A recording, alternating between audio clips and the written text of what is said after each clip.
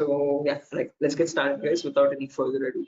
Before that, a quick formal introduction on my end. My name is Mohammed Shoaib, and I'm a cybersecurity trainer certified from EC Council. EC Council is the leading organization for cybersecurity domain certifications. Okay, and the demo that we have today is on the first foundational course called Certified Ethical Hacking. Okay, and the version of this course that is running at the moment is version 11, the latest one. Okay. So again, before we get started, this is a common question that I usually ask students, again, to understand their perspective on this topic. So again, guys, don't worry, even if you don't know the answer, or if you're not sure about it, still just try to initiate, and let's keep the session a bit interactive and fun rather than just keeping it one-sided. So a quick sample question, like, according to you, in your perspective, what do you think hacking is? Anyone?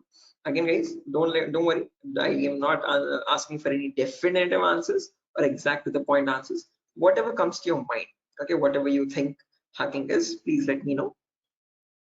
Anyone?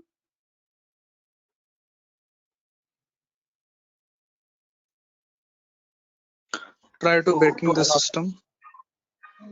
Trying to breaking the system, is that breaking, right? I mean, did I get it right? Break into To the system access Yes, try to to access your personal things like computer, mobile. oh, okay, trying to break into the Uh, system or access personal things. Unauthorized access to the system or a data. Unauthorized access to the system or data. That's a great answer. Again, all answers are perfectly right. There's nothing wrong with them. Perfectly correct answers. Anything else, guys? Does anyone else want to add anything to it?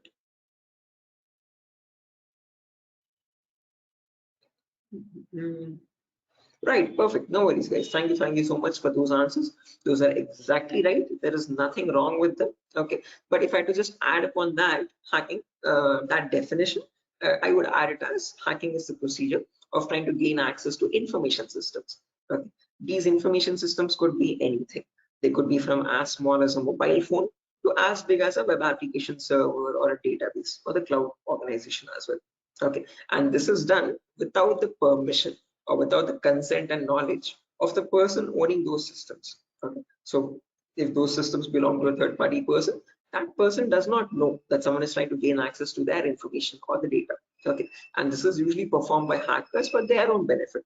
So once they get access to the systems, they can steal the data, destroy the data, or sell the data as well to other third party vendors. Okay. Now, depending on this definition, we easily understand that hacking is a malicious job. It is a criminalistic task. If it is such a bad thing to do, why do we have a course called ethical hacking? Is the second question. Because ethical is something which is legal, which is allowed. And how can it stand beside the word hacking, which is completely contradictory? So to define ethical hacking, on the other hand, this is the procedure of trying to find vulnerabilities. Okay, a vulnerability is nothing but a flaw or a loophole in the information system. So usually manufacturers might make mistakes somewhere here or there in the coding of the application. Okay, so that gives rise to something known as weaknesses in the information system, or in technical terms, it is also called as vulnerabilities. Okay, and this vulnerability finding, or the process of trying to find these vulnerabilities, is done with the consent and permission of the organization. Okay, so this is done in order to report it back to the target, okay, or to the authority, so that they can apply the appropriate patch for it. And once a patch is applied, that vulnerability is closed. It closes the doorway for the hacker to cause any harm. So thereby, with ethical hacking, we're trying to increase the security of the organization rather than cause any harm. Okay, so that is the main difference, guys, between hacking and ethical hacking. Where in hacking, we are trying to again, the hacker tries to take advantage of those vulnerabilities and tries to get information access. But in ethical hacking, you're trying to find those vulnerabilities, you're trying to report them back to get them patched so that you can increase the security. Okay, so I hope these two definitions are clear, guys. Again, if you have any questions, or if you have any queries, or if you want me to repeat something, please do not hesitate to let me know. Okay, feel free to interrupt me at any certain point. Okay, so now, depending on these two definitions, guys, of hacking and ethical hacking, we can categorize the types of hackers. So basically, there's three types. There's someone known as a black hat hacker, a gray hat hacker, and a white hat hacker. A black hat hacker can also be termed as a cyber criminal who performs hacking for his own benefit, okay, or sometimes even just for fun. without asking for consent. On the other end of the scale, we have the white hat hacker. Okay, white hat hackers are also known as ethical hackers or penetration testers. These are the people who abide by the laws and policies of the organization, and they work hand in hand with them to find the vulnerabilities and report it back. They do that so that they can secure the infrastructure rather than causing any harm. Now, in between, there's a third category, also known as gray hat hackers. Now, from the name itself, you can figure out they have some qualities of the black hat hacker as well as the white hat hacker, hence a mixture. Okay, so like a black hat hacker, they don't ask for permission before finding the vulnerabilities, but once they find the vulnerability, they report it back to the organization. Okay, and that is done in return for a bounty. A bounty is nothing which benefits them. It could be a financial reward or a reputational reward, anything which benefits them or their careers. Right. So all these three types of hackers, whether it be a black hat hacker or a gray hat hacker or a white hat hacker, they perform hacking or ethical hacking in a certain number of steps. Okay.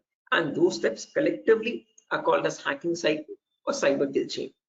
Okay. Now let me list those steps out one by one so that we can have a clear picture of what the whole course is about, and then we'll briefly discuss about all of them. Okay, so you can ask your questions regarding those.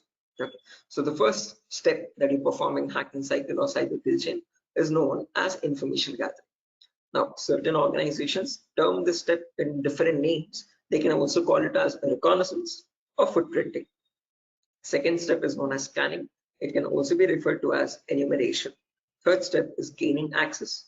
Fourth step is maintaining access. And the last step is known as reporting or clearing traces. Now, the reason I've specifically mentioned "or" in the last step over here is because that is where it makes all the difference between the white hat hackers and black hat hackers. If you're a white hat hacker or an ethical hacker, you would perform the first 4 steps and then you would generate a report with all the vulnerabilities and the solutions for that and submit it to the organization. But if you're a black hat hacker, obviously you're not going to submit the vulnerabilities, but you're going to take advantage of them. You're going to attack the system, get access to the data, steal the data, and then remove all the evidences, which is nothing but clearing the traces or removing the footprints. Okay, so any questions or doubts, guys, up to this part before I proceed further into the technical part? Any queries or any confusion at the moment? Again, guys, I hope the audio and video is fine. Any issues with my audio or video? Okay. What is this enumeration, sir? Again, yeah, we'll be coming to that, guys. We'll discuss each of these steps one by one so you have a better understanding of what all of them are. Okay, at the moment, until now, here there are no questions, right? Because I guess there's some issues with the audio or video. Some people are exiting and rejoining again. Any issues, any technical issues with my audio or video at the moment? Okay, perfect. Sir, your voice is breaking. Oh, my voice is breaking. 1 second, guys.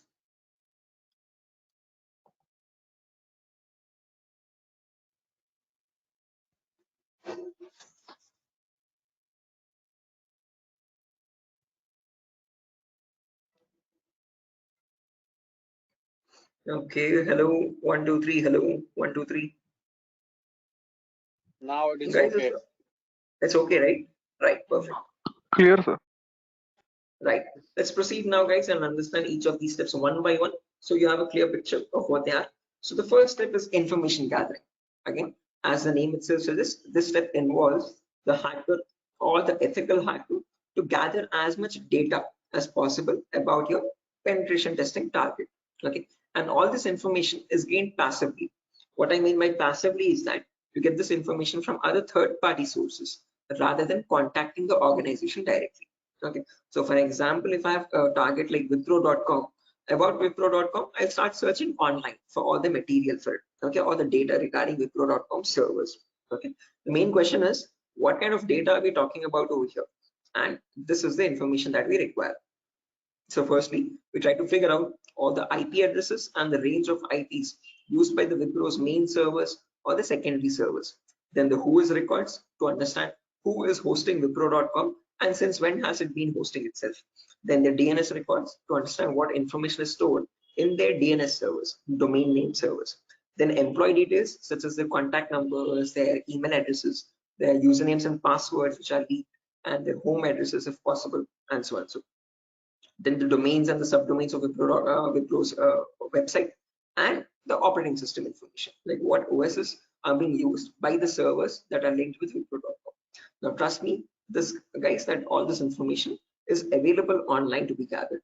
So if I show you a very basic example, let's say if I wanted to find the DNS records for Wipro's organization, all I have to do is go to the browser, and in the browser I can search for a website called DNS Dumpster. This website is available for free for anyone to access. You can click on the first link,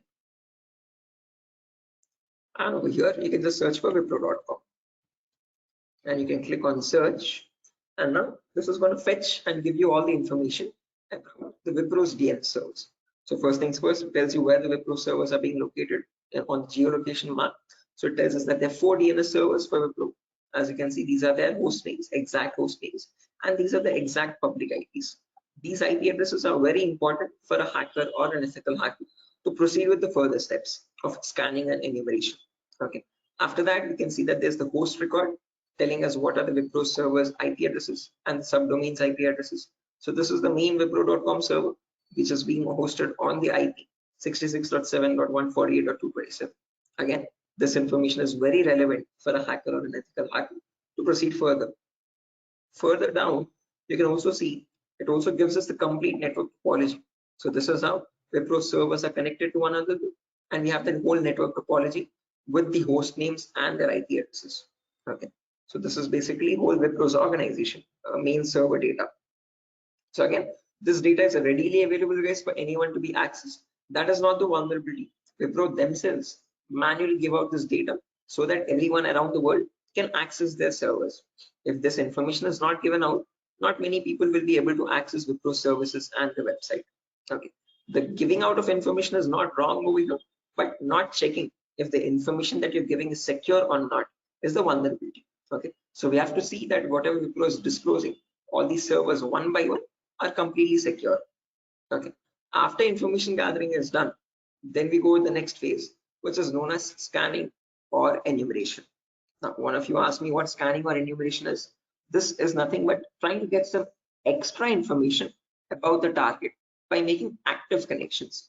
What I mean by active connections is that you will directly connect to Wipro servers, and from them you will try to fetch the information. Okay. Similarly, when we talk about enumeration, that is about gathering as much information as possible about all the services that are running on the target organization. So in a Wipro's organization, you might have DNS servers, DHCP servers, SNMP servers, Telnet servers, SSH servers. These are the multiple servers, multiple web servers, or multiple other organizational servers. So about each of that server, you need to get information, like what version of services are they running and what applications are they running. So enumeration is trying to gather information about all the servers one by one by making active connections with them. Okay, so you're directly going to ping those servers and you try to fetch the information from them directly rather than contacting any third-party organization. Now, when we talk about scanning or enumeration, there are 3 types of them. There's something known as network scanning, then port scanning, and then finally vulnerability scanning. In network scanning, we can try to figure out on the target network what all devices are active. Okay, so what operating systems are they using, what servers are available, what client operating systems are there. So trying to understand what all devices are they using, IDS, IPS, routers, switches, what all devices are there. On those devices, then you perform port scanning. Port scanning is where you try to figure out what ports are open, and on those ports, what services are there running. Okay, what applications are there running. Then finally, you perform vulnerability scanning to figure out on those services, are there any vulnerabilities? Are there any weaknesses that you can attack on? So during this phase, we'll be using 2 important tools called Nmap and Nessus. So if I just search for enable Nessus over here, this is the tool that is used in organizations as well. So if I click on the first link, as you can see, this is Nessus Professional. If I click on buy, it's around $4,000 for 1 year subscription. Okay, quite an expensive tool, and this is the same tool that is used in real-time scenarios. So we'll be working on the same tool in our classes as well. We'll try to understand how to use this tool and how to run or perform vulnerability scanning. The reason why I'm showing you all this is just to make you understand that we will be using real-time scenario tools. Okay, whatever is used in organizations at the moment, we are up to date with those tools. Okay, after if I show you example, as you can see, I have the Nessus installed on my system over here. I'll show you how you can install on your system as well, and you can see you can perform various types of scans, and once you scan a system, it shows all the vulnerabilities one by one, the critical vulnerabilities or medium vulnerabilities, information based vulnerabilities. Again, don't get too confused, guys. We'll again learn how to understand this report. What are these vulnerabilities? What are these different levels of vulnerabilities? We'll understand all that. Okay, but basically Nessus is a tool which can perform network scanning or port scanning and try to understand what vulnerabilities are there on each and every system. So this is an automated tool. We'll learn how to perform automated testing and get a report from it. Once you get a report, you need to perform manual testing also. Okay, and that is nothing but our next phase, which is gaining access. Okay, so this is a huge concept. It covers a vast variety of topics, guys. We'll discuss them one by one. Okay, so the first topic that we'll be learning in gaining access is system hacking. So in system hacking, we'll understand how we can crack or bypass a Windows operating system password. So if you have Windows 7 or Windows 8 or Windows 10 or Windows 11, does not matter. Okay, whatever operating system you have, how do we crack that operating system? How do we get the information about their passwords? If you are unable to get the passwords, how can we bypass authentication and get access to the internal files is what we learn in system hacking. After that comes malware attacks. Malwares are nothing but, in short, malicious softwares. So we'll practically learn how to create each of these malwares, whether it be viruses or worms or trojans, spyware, whatever it be. We'll understand how malwares are generated and how we can protect our system from malwares. Or if there is a malware already installed, how can we detect that malware and prevent it from running further or causing any further harm. Okay, then there's a bonus topic called malware advanced. This is again not included in the CH curriculum. We have just added it as a bonus topic for students to have better understanding about malwares. In this, we'll be sharing the resources to understand how you can create your own malwares by using Python program. So just in case if you know Python, well and good. If not, also not an issue. We'll be sharing the resources as extra material to understand. So if you are interested in malware development or so, this is a very important bonus topic for you. After that comes network penetration testing. In this, we'll learn all the common network attacks. So in a network, you have multiple, again, devices, IDS, IPS, multiple different types of servers like mail server or DNS servers, DHCP servers, SNMP servers, and so on. So we'll understand how to check for vulnerabilities on each of these servers. Along with that, we can perform a few attacks as well. Sniffing attack, man-in-the-middle attack, denial of service attack, or distributed denial of service attacks, DDoS. Okay, and hacking Wi-Fi routers, trying to crack the password of Wi-Fi routers and getting access to those routers. All this comes under network penetration testing. Okay, all the common attacks that we can perform in a local network. After that comes social engineering, where we learn how hackers create fake websites. Okay, whether it be facebook.com, instagram.com, twitter.com, or flipkart.com. How are hackers creating fake login pages, and from those fake login pages, how are they getting the passwords, credentials? So we learn what phishing attacks are, what are the other social engineering attacks through which hackers manipulate victims into getting their passwords. Okay, so we learn all that, and we'll also understand how to prevent these attacks, how to distinguish between a fake page and an original page, and so. After that, we have web application pen testing. In this, we learn all the common vulnerabilities that exist on websites. So again, websites also have some weaknesses, okay, on which attackers can exploit and try to get access to the internal web server data or the internal database data, and so on. So to list out a few, there's vulnerabilities such as SQL injection, cross-site scripting, broken authentication, file upload vulnerability. Now, might sound very technical, guys, but these are the weaknesses using which hackers can get access to your information, to your passwords and usernames. Okay. After that, finally comes hacking mobile phones, where we learn how we can hack an Android phone and get access to that Android phone remotely. After gaining access is done, then we have maintaining access and maintaining access, reporting and clearing traces, where we learn how we can maintain persistent connections. So if the target is restarting his system or shutting it down and starting after a very long time, How do we get access to that data? How do we still stay connected to the victim machine? Is what we learn in maintaining access.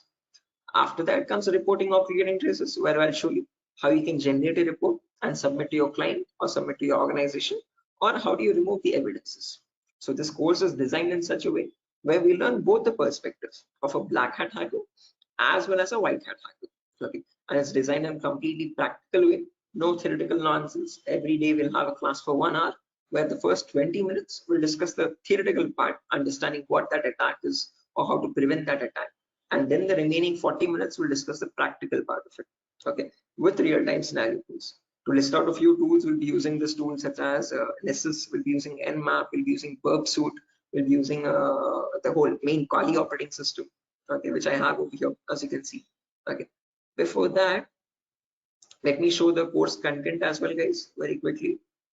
So yeah, this is over here, the course content for the whole course. Okay, and the course is for a duration of 35 days, where we learn from the very basics itself. So most of the students ask this as a question, like, sir, are there any prerequisites? Do we need to learn something else separately? No, this course is designed in such a way where even a 10th standard student can come and learn the course for, without any trouble. Okay, because all the prerequisites are included in the course itself. So before we dive into the advanced concepts, there's a few prerequisites which we will cover. The first few introductory classes.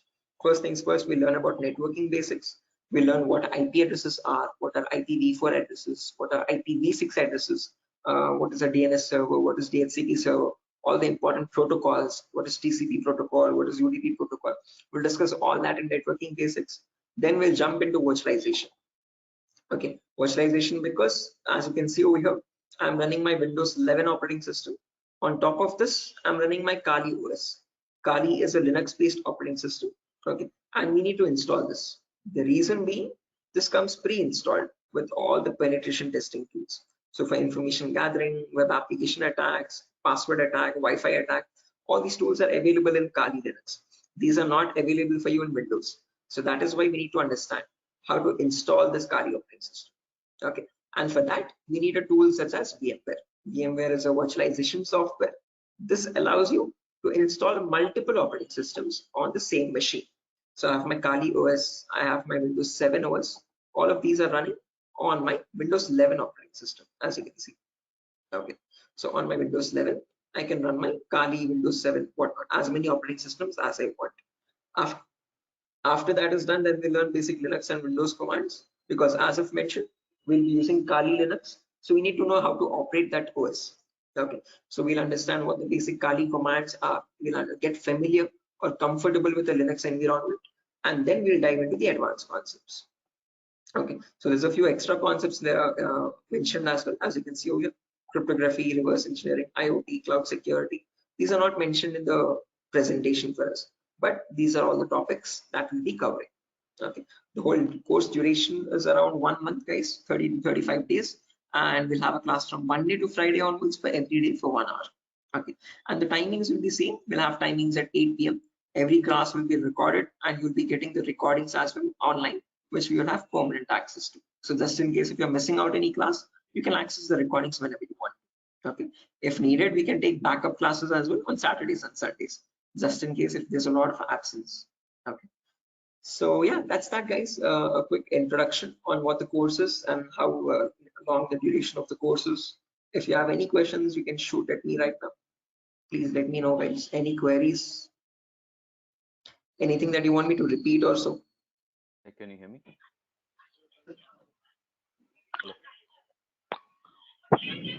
Hello. Yeah, hi. Sir, why we use that websites that you show before this PPT?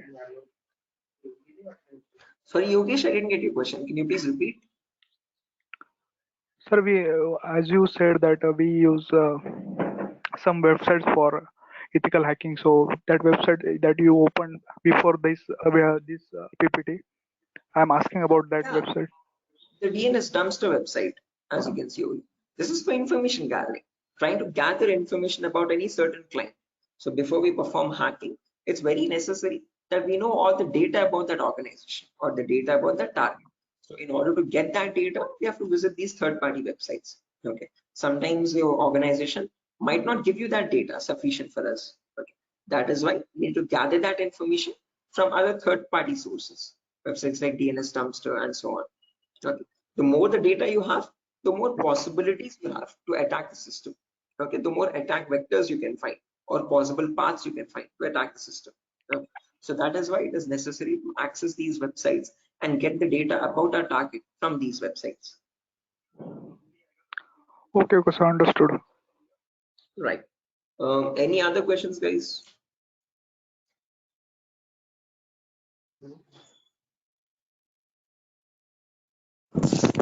Sir, which type of penetration testing we are going to learn here?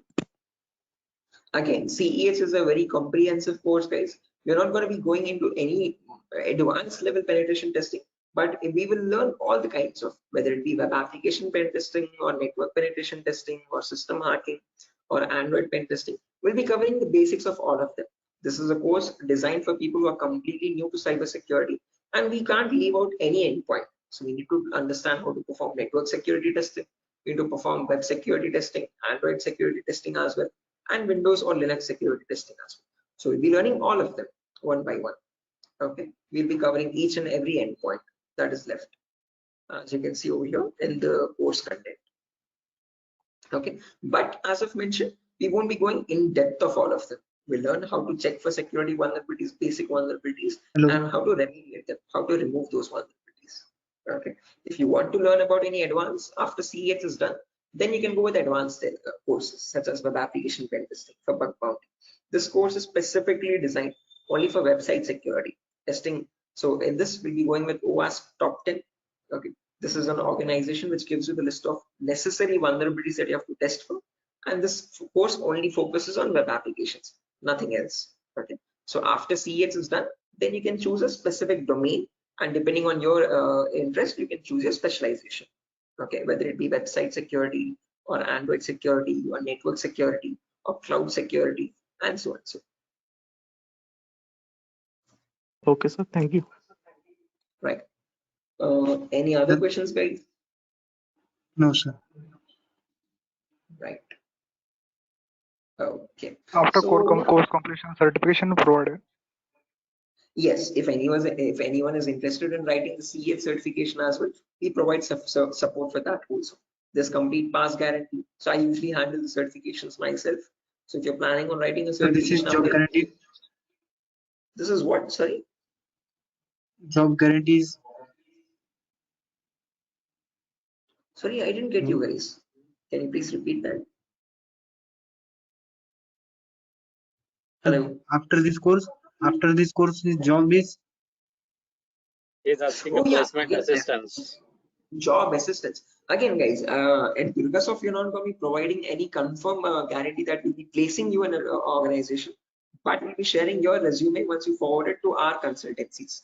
Okay, so in the price of 8,000 rupees, we are only including the course content with the course completion certificate. And if you're planning on writing a certification, we will give you certification support as well. Okay, so at that price of 8,000 rupees, we are not in contact with the complete job placement facility, but we do have few consultancies where we can give you your resumes too. Okay, once you're done with the resume preparation, I'll be helping you out in understanding how to create a resume as well, depending on a cybersecurity profile. I'll be also sharing the common interview questions, and I have a few references as well to whom I can forward your resumes. Okay, and again, we will be giving you the interview calls, and you can start attending interviews over there. Okay, again, it depends on your skill set and your practice on how well you do the interview. So we don't guarantee anything, but we will definitely show you where you can start applying. If it's necessary, I can just give you one source now itself. You can, after your course is done, this is the common website that I usually suggest for students, jobs.null.community. This is a website only specifically for cybersecurity job roles. Okay, nothing else. As you can see, null jobs. This is the website. Okay, and these are all the different domains, and you can start searching over here. So if you're a complete fresher, just click on freshers or internships, and these are at the moment these are the available placements. Okay, so for internships, okay, if you're not into internships, you want a specific job role, you can start applying for VAPT, vulnerability assessment and pen testing. These are the ones at the moment for cybersecurity. After the course is done, you can start applying over here also. So this is one website that I suggest to most of the students once the course is done, to start applying for jobs. Okay. So again, how well you do, it depends on your skill set and your practicing, guys. Okay. And this website is specifically only for cybersecurity jobs, nothing else. Okay. Any other questions, guys? No, sir. Thank you. Right.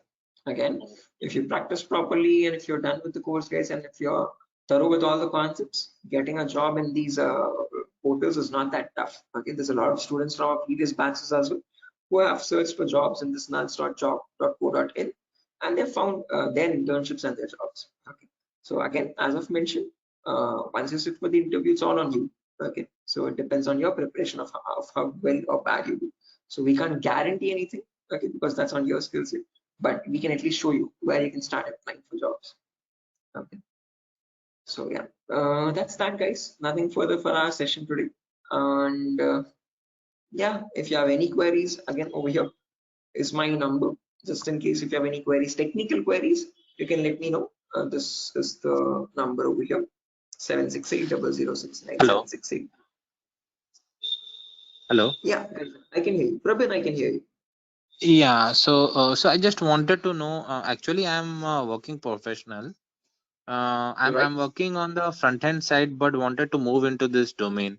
So, what suggestions could you, give me on that side? Again, same, I would recommend if you're completely new to this domain, go with Certified Ethical Hacking, CH version 11. This is a foundational course for people completely new. So you'll be learning everything from scratch. After that is done, if you possible, if time and financial permits you, you can write the certification as well from EC Council. So there'll be a CH examination for 125 questions. Okay, and if you give 75% of them right, you get certified from EC Council. You get a certificate from the US organization. Okay, so that adds edge to your resume. If not, if you are not, again, certification is quite costly. It's around $500. So if you're not planning on writing the certification, I would recommend doing some extra advanced courses as well after CH is done, and then add that at least to the resume to build some edge again. Okay. Okay. And is there any coding involved here, or is it into completely into, the No, security part? not at all. In CEH, you don't have any requirement for coding level language. But if you're planning on going for some advanced courses like web application pen testing or mobile security testing, there you might need to have some basic knowledge. Okay. So when we talk about web application, it is necessary that you have basic knowledge on HTML and JavaScript. Okay. But when we talk about CEH, the foundational course, for this we have no requirement for any coding level language knowledge. Okay. And what kind of roles are we can apply after the completion of this course? Like someone is if having 5 years of experience and he has transited into this particular cyber security, what kind of roles would be available? Again, as you can see over here, these are the roles that you can start applying for. VAPT assurance lead or VAPT senior security analyst, cyber security consultant. These are all the job roles. Penetration tester, security analyst, or monitoring job roles, and so on. Vulnerability assessment tester. These are the job roles you can start applying for. Okay, cool. Thanks. Right. Any other questions, guys?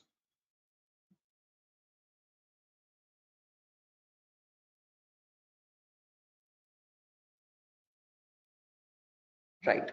Assuming there's no more questions, guys. So yeah, that's that for a session. Nothing further. Again, we'll be starting the course from Monday onwards, guys. Tomorrow and day after tomorrow, we'll be having the same demo. So just in case if you have joined late also, you can join tomorrow as well at the same time. And if not, you can directly join the course on Monday. Okay. If you have any further technical queries, guys, here's my contact number as I've mentioned already. Although if you have any queries regarding the course date or again course fees regarding that, you can contact the institute. Okay. So yeah, that's that, guys.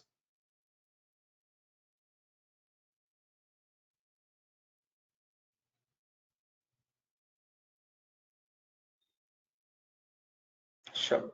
So I'm gonna be exiting, guys. I hope you have enjoyed the demo. And yeah, if there's any queries, please do let us know how we can help you. Okay. Have a good day, and I'll see you soon. Bye bye.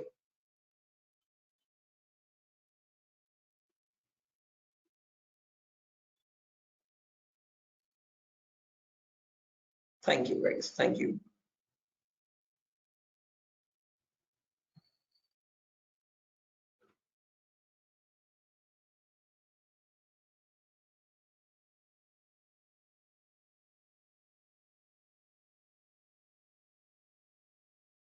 Okay. Hello, guys. Can you hear me now? Biswajit Singh, Rakesh, Ravikiran, Maman, Shiva, Sujata. I hope I'm audible now, guys. Yeah, Biswajit. Can you hear me now? Yes, we can. Right, perfect. So let's just wait for 2 more minutes, guys, for the other people to join as well. And then we'll be starting the session. Until then, if you have any queries or if you have any questions before we start the session, you could please let me know.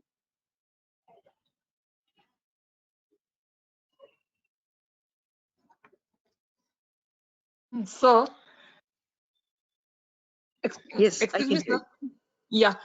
So, is this the same demo was on Sunday? Yes, the same demo itself, guys. Oh, okay. I have attended on Sunday, so I thought it would be some different or what. No, it's the same demo, guys. A shorter version of that same demo. Again, we'll be starting the live classes, or the course is going to start from Monday onwards. So just in case we're planning on joining the course, you can join from Monday. The first class will be on networking concepts. Okay, thank you, sir. Tomorrow as well, we'll have one last demo. So Thursday and Friday, today and tomorrow will be the last demo sessions, just in case if students have missed out the previous demos, they can join. That's one last chance for them. And then from Monday, we'll be starting the course itself. Yeah, okay. So just in case, guys, if there's anyone who has already attended this demo session, again, just a heads up, this is going to be the same demo. It's not going to be any different from the previous ones. Okay, this is just backup sessions or backup demos for people who could not join earlier. Okay. Okay. Thank you, sir. Sure.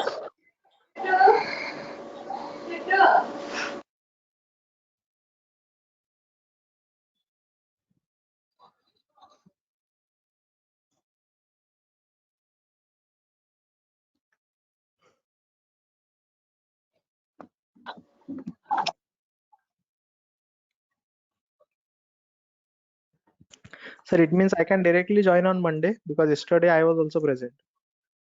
Yeah, sure, guys. Again, as I've mentioned, it's the same demo. It's not gonna be any different. So this is only for people who are completely new to it, who have not attended the previous demo sessions. So if you have already attended the demo session, guys, you can join back on Monday itself directly. Okay, and the timing will be same at 8 p.m. Same time, 8 o'clock in the night. Okay, thank you. Sure. Okay, guys, so let's get started without any further ado. Before I get started, a quick formal introduction on my end. My name is Mohammed Shoaib. I'm a cybersecurity trainer certified from EC Council. EC Council is the leading organization for cybersecurity domain certifications. Okay, and one of the courses that it provides for people who are completely new to this domain is Certified Ethical Hacking version 11. This is the latest version of the course that is running at the moment, and this is a course designed in such a way for people who are completely new to this domain. So if you have no knowledge about what cybersecurity is or what hacking or ethical hacking is, this is the course to get started with. Okay. So before I proceed further, this is a common question that I usually ask all the students just to understand their perspective on this topic. So again, guys, let's keep the session a bit interactive and fun. So my first question to you is to understand what your perspective is on hacking. So again, not asking for exact definitive answers, guys, but just to understand your view on it. Okay, so whatever comes to your mind, please do let me know. In your terms, what do you think hacking is? Anyone?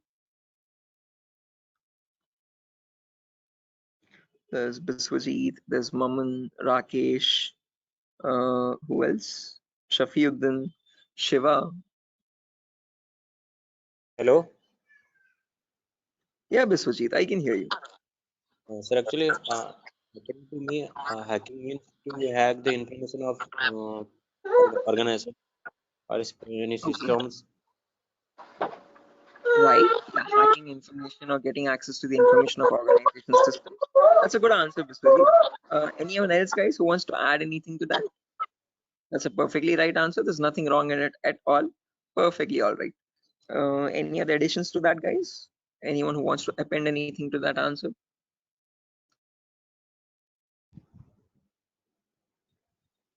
Okay, no worries. Shiva, you were about to say something? Your mic was unmuted for a while. Did you have an answer?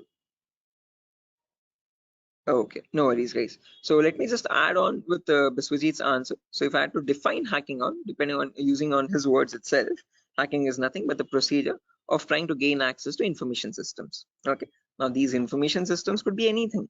They could be as small as a mobile phone to as big as a database or a web application server or cloud organization itself. Okay, and this gaining access to these devices is done without the permission and the consent of the person owning those systems. Okay, so the organization who owns those systems has no clue that someone is trying to gain access to their data. Okay, and this is usually performed by hackers for their own benefit. So once they get access to the data, they can steal it, they can destroy it, or sell it on the dark web to other third-party vendors. Now, if hacking seems such a malicious job, why do we have a course called ethical hacking? Is the second question. Because ethical is something which is completely legal. And how could hacking become legal now? That's the main question. So when we talk about ethical hacking, on the other hand, guys, this is the procedure of trying to find vulnerabilities. Okay. A vulnerability in simple terms can also be called as a weakness or a loophole in the information system. And using these weaknesses only, hackers try to get access to the target informations, target information systems data.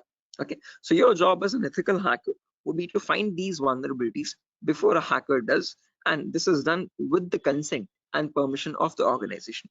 So once you find these vulnerabilities, you have to report it back to the organization so that they can apply the patch for it. And once a patch is applied, you're thereby increasing the security of infrastructure and preventing hackers from causing any further harm. So with ethical hacking, you're trying to increase the security and make the infrastructure much more secure and stronger compared to what hacking is. Okay, where you're trying to exploit vulnerabilities. Okay, so you see, are these two definitions clear, guys? Like what is hacking and what is ethical hacking, and how are they different from one another? Because most of the students have a misconception that both these terms are one and the same. No, guys, we're not going to be performing hacking. We'll be learning ethical hacking in the course. Okay, we won't be exploiting the vulnerabilities, but we'll see how to search for them, how to find them in an organization's systems, and how to report them back to the organization. Okay, so that we can prevent hacking from happening. Now, depending on these two terms, guys, we can categorize the different types of hackers as well. So we have someone known as a black hat hacker, then we have someone known as a white hat hacker, and in between there's someone known as a gray hat hacker. Okay, so firstly, the first category is black hat hackers. These people are also commonly referred to as cyber criminals. Okay, these are people who perform hacking for their own benefit, and they do this by asking no consent at all. On the other end of the spectrum, we have the white hat hackers, who are also termed as ethical hackers or penetration testers.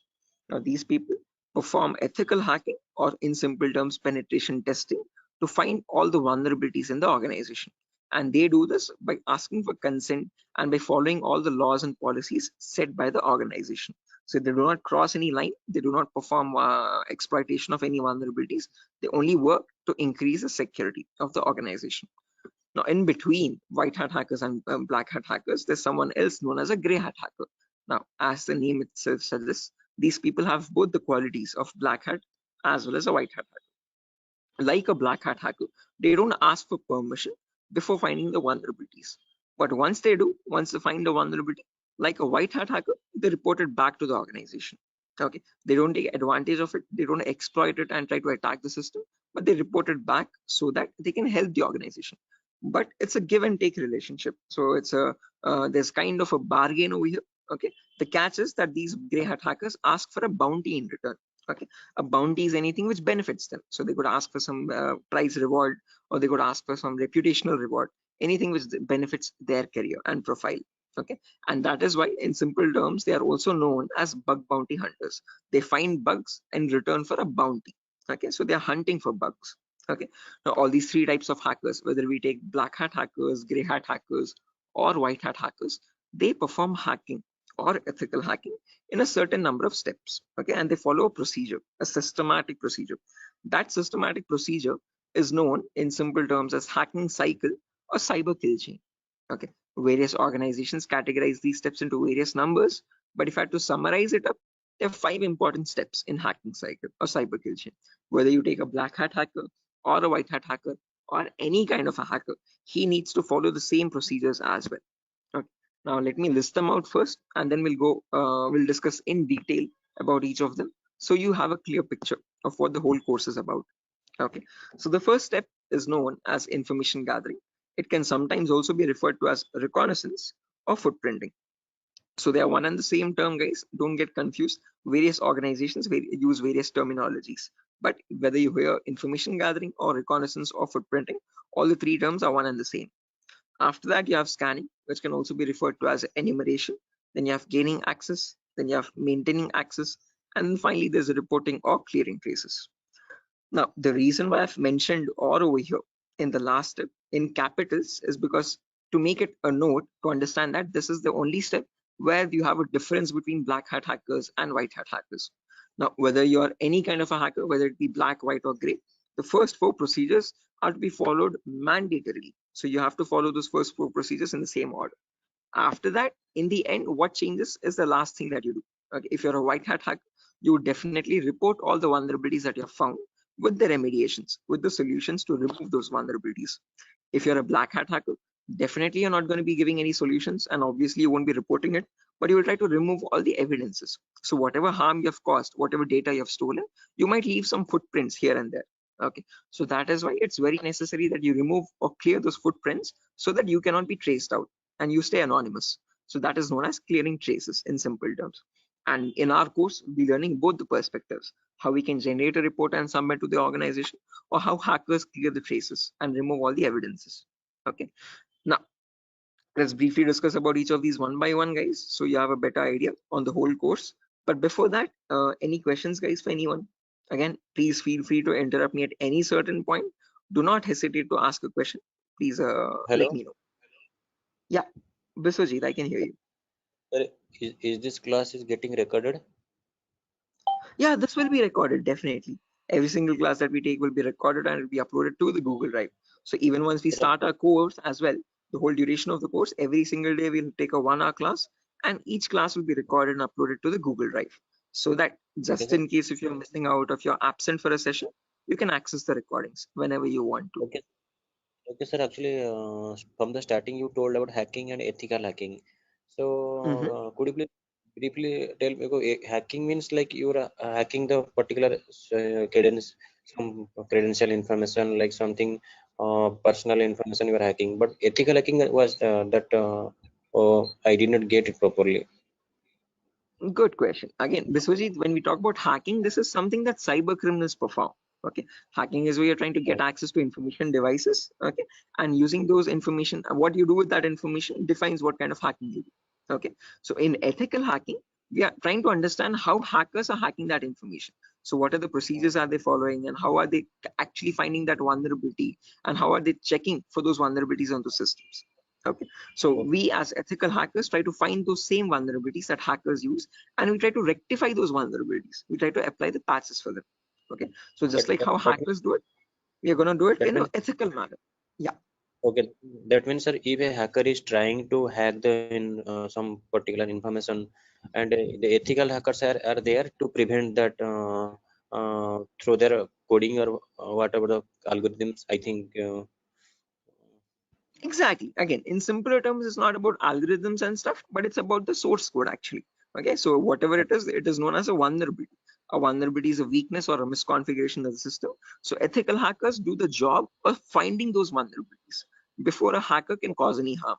Okay, and once the vulnerability is found, they disclose it to the organization, and organization will remove that vulnerability so that your systems are secure. Okay, okay, okay. Sir, then although you told about the black hat hackers, Mhm. red hat, and gray. So what are the Mhm. what are the job responsible of the three hackers? Again, yeah, I'll be coming to that as well, Biswajit. So when we talk about ethical hackers, we have a certain few job roles that we can apply for. I'll be discussing that at the end of the class. Okay. Until this part, any questions at all? Okay, okay, hacking cycle. And you information gathering, scanning, in information. You will tell detail about this chapter, I think. Right now, yeah, that's the main thing to do right now. I'll be doing that now. Okay, okay, okay. Sir, you continue. Sure. Right. Anyone else, guys, who has any other confusion or any issues with the clarity? Mamun, Shafiuddin, Shiva. Right. Okay. Now let's briefly discuss about each of these terms, guys, one by one, so that you have a better picture of what we are going to be discussing in the course as well. Okay. So the first step is information gathering. Okay. As the name itself says, information gathering is nothing but trying to gather as much data as possible about the target organization.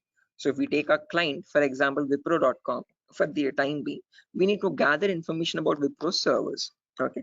Now the main question is, what kind of information are we talking about over here?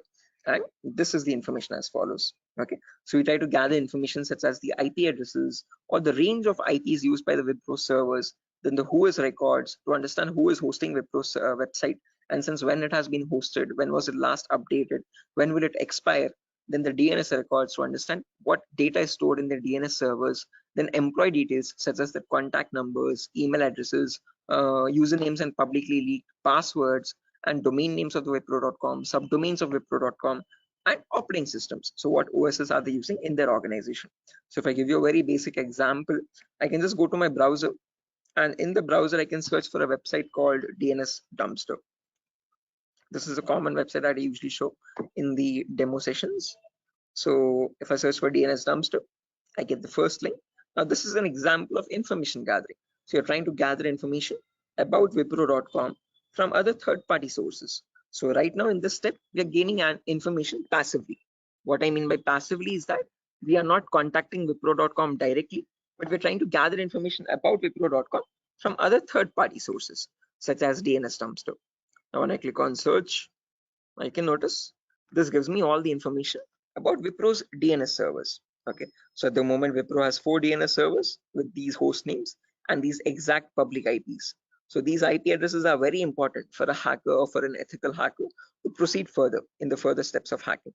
Okay, after this information is given out, we can see the mail servers, we can see the DNS servers, we can see all the host records, which are nothing but the main servers of Wipro.com, the main domain name and the other subdomains, and their exact public IPs.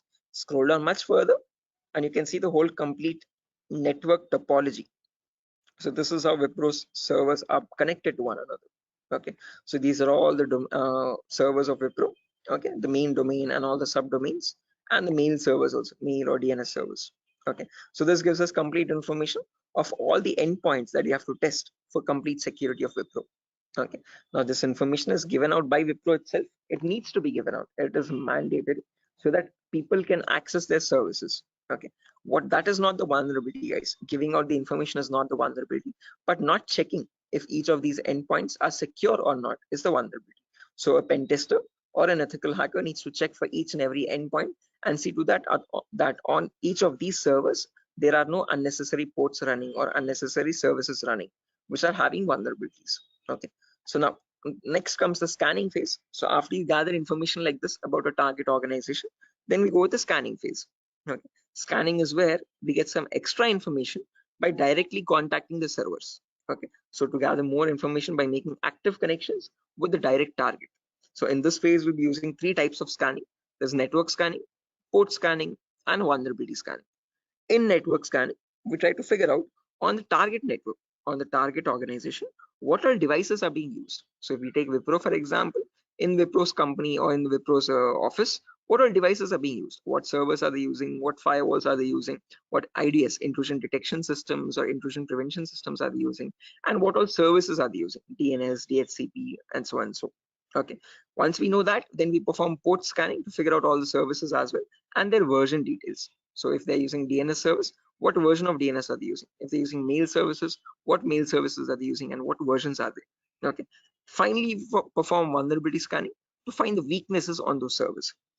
So if there's any application with an inbuilt weakness, or if there are any misconfigurations like weak password or default unnecessary ports open, all that comes under vulnerabilities. So we scan for vulnerabilities by using some automated tools. Okay. So if I go to the browser now, I can show you one of the very important tools, which is Tenable Nessus. So this is the same tool that is used in organizations, guys. As you can see over here, quite an expensive tool as well. If you click on buy, You can say it's around $4,000 or so for 1 year subscription, and we shall be using the same tool in our lab setup in our classes. So let me show you how the tool looks like. Admin password. Yes.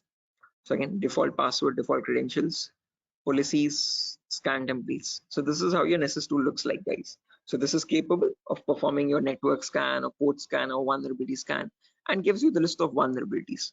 So once you perform a scan, it shows you in your network whatever devices are there, what vulnerabilities are there on those devices.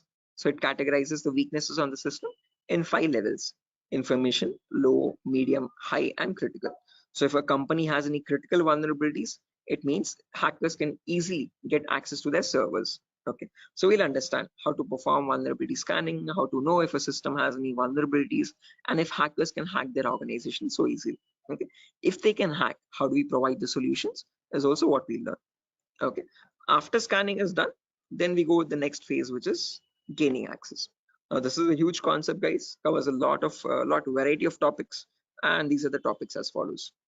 Before I proceed further, any questions or doubts up to this part, guys, in information gathering or scanning?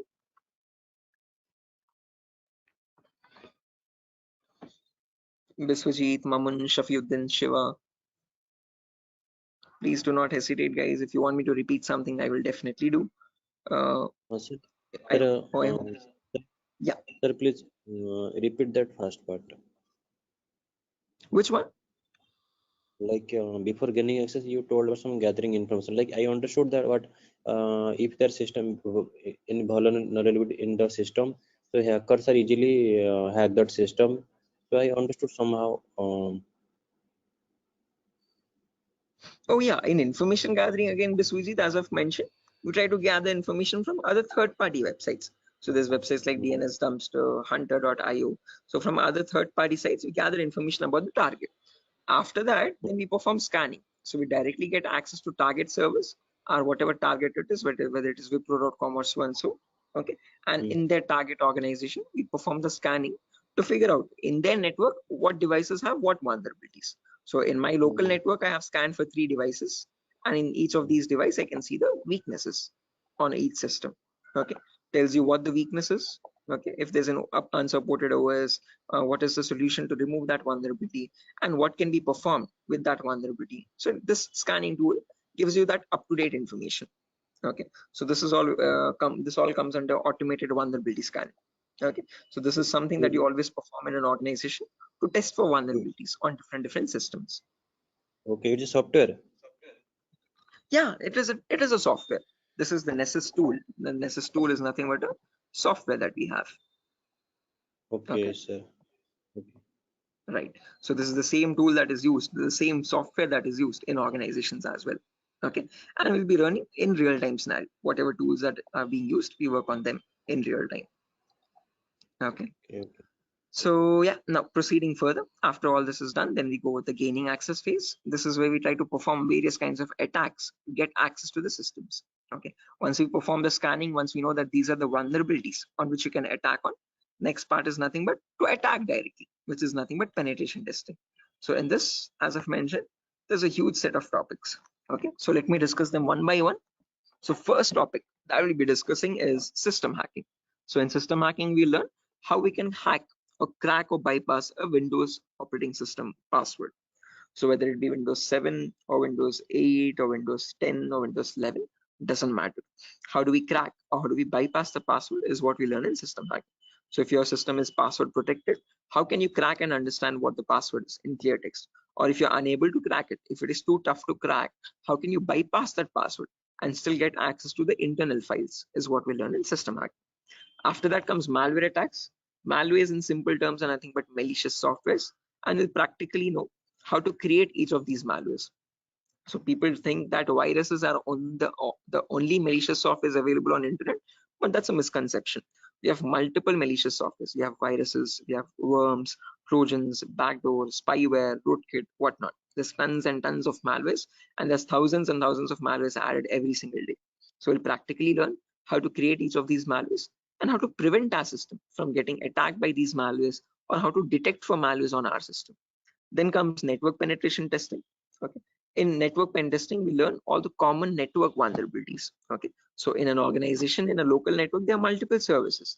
There's DNS service, Telnet service, SMTP service, DHCP service. These are all the services or protocols used in a common organization.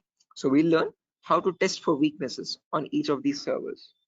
And after that, we'll also learn how to perform network attacks like sniffing attack, man in the middle attack, DOS attacks, or hacking Wi-Fi routers and cracking Wi-Fi router passwords. All this comes under network pen testing. Then comes social engineering, where we learn how to crack passwords from websites.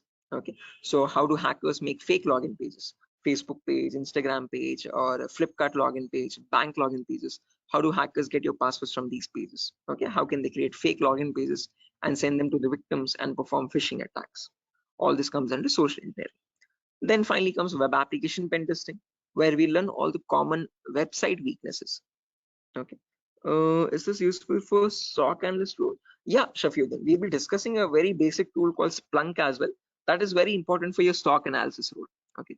SOC is nothing but Security Operations Center, guys, just in case if anyone is confused. Okay. In SOC job roles, we usually see how to monitor and detect threats. Okay. Threats are nothing but attacks. Okay. So for that, we'll be discussing a very basic tool, a very important tool actually, but the very common tool used in SOC, which is Splunk. So this course is helpful for that as well. Shafiuddin. Okay, now after that, coming back to our topic, guys, as I've mentioned, we'll be discussing web application vulnerabilities, where we learn all the common website weaknesses. Now again, this might sound a bit technical, guys, okay, but these are a few common weaknesses that exist, such as SQL injection, cross-site scripting, broken authentication, file upload vulnerability, and so on.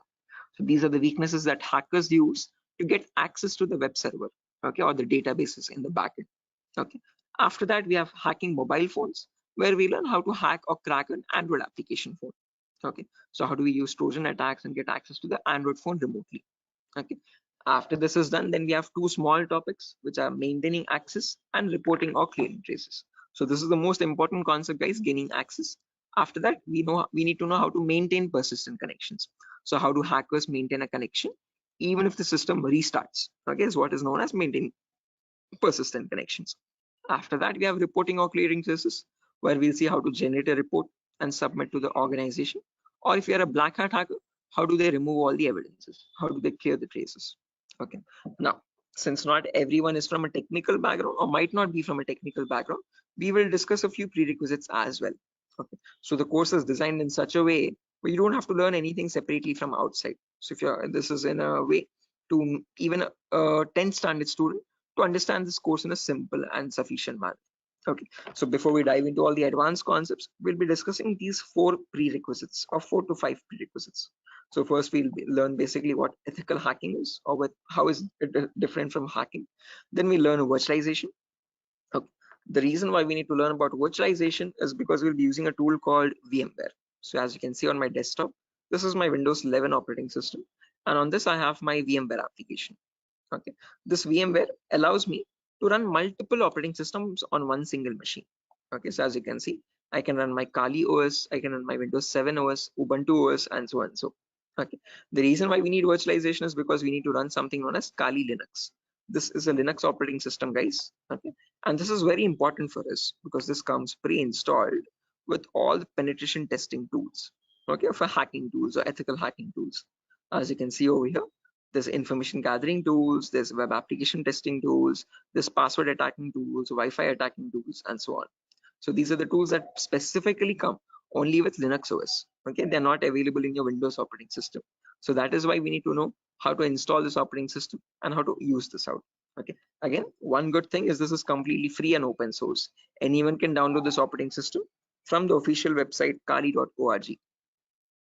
Kali.org. Okay, so how to download this and how to install this is what we learn in the virtualization class. After that is done, then we will go with basic Linux and Windows commands. So as I've mentioned, Kali is a Linux OS. So we need to understand how to use a Linux operating system. What are the basic commands in Linux and how is it different from Windows operating system? After that, we learn basic Windows server configuration, how to configure a DNS server, how to configure a web server in Linux, in Windows OS. Okay, and after all that is done, then we go with the important concepts. Okay, information gathering, scanning, enumeration, then gaining access, maintaining access, all that comes after that. Okay, so until these concepts are done, then you'll be ready for all the advanced concepts. So this is designed in such a way where you don't have to learn anything separately from anywhere else. Okay, so after that, again, there's a few bonus concepts as well, guys, such as cryptography, reverse engineering, IoT, cloud security, Splunk. So these are not included in other institutes. Okay, these are a few concepts that we have specifically designed in such a way so that you can proceed further and learn advanced courses as well if you're interested. Okay, so yeah, that's that, guys. Again, one last thing, the whole course is for a duration of 1 month, where you'll have classes from Monday to Friday every day for 1 hour. Okay, and every class will be recorded and it will be uploaded to Google Drive. So just in case if you're missing out any classes, you can access the recordings as well. Okay, so yeah, that's that, guys. Any questions on your end?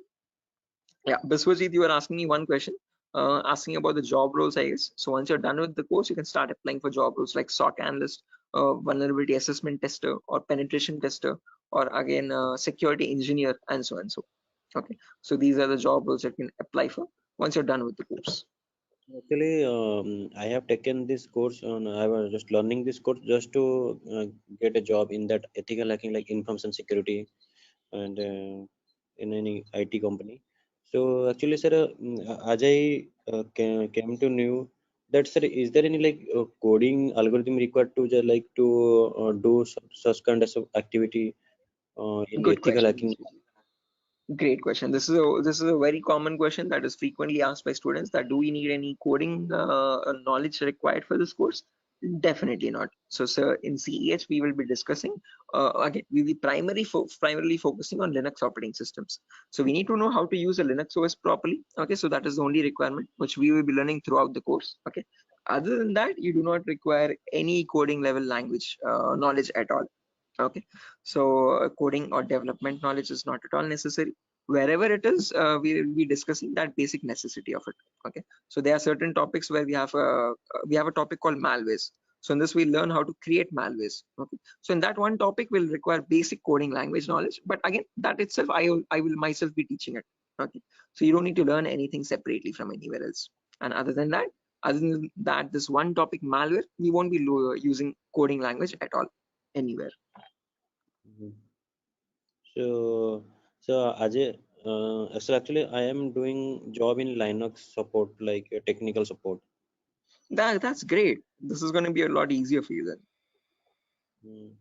So actually that's why I want to change my career, change my like next job into information security on the doing ethical hacking courses. Yes, I one more thing that, sir, is there is it necessary to get the certification on ethical hacking, like you have done something Right. hack? Again, it gives an edge, Biswajit. It's better to have a certification. If you're not going with certification, I would recommend you learn a few extra courses as well. Okay. After certified ethical hacking is done, then go with one advanced course, one specialization course like network security or web application security or so and so. So that will add you some much more value to your certification. Okay. So into your resume actually. Okay. So it's better to have certification. But if you're not having certification, just to increase or broaden your skill set, learn an extra course after CH in cybersecurity itself.